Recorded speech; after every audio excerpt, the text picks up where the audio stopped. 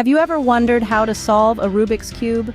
The colorfully scrambled mind sport that has baffled, bewildered, and beguiled generations. Well, wonder no more. The secret to unraveling this enigma lies in a series of steps, each building on the last, until the puzzle transforms from a chaotic kaleidoscope of colors into a perfect uniform cube. The first step, my friends, involves creating a cross on the first face. Choose a color, any color. For the sake of this explanation, imagine it's white. The goal is to arrange the white edge pieces so they form a cross, matching the color of the adjacent centerpieces. It's like putting together the pieces of a jigsaw puzzle, each piece finding its rightful place. Once the cross is complete, the next step calls for filling in the corners.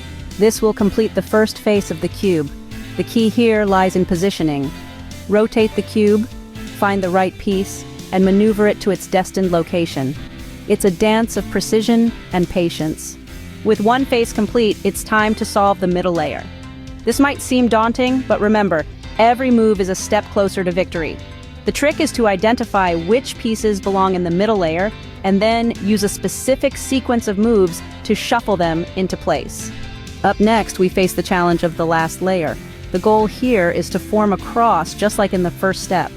However, the pieces might not always cooperate. Fear not, a series of strategic twists and turns will coerce them into formation.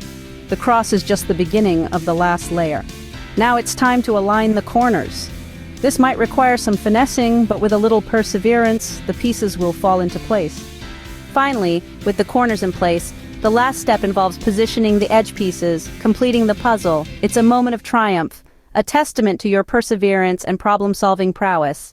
In essence, solving a Rubik's Cube involves 6 key steps: forming a cross on the first face, filling in the corners, solving the middle layer, forming a cross on the last layer, aligning the corners, and finally positioning the edge pieces. Remember, it's not about speed, but precision and patience. Each twist, each turn is a step towards solving the puzzle.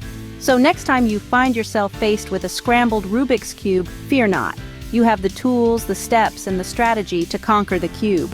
Before you go, please like and subscribe. Happy puzzling!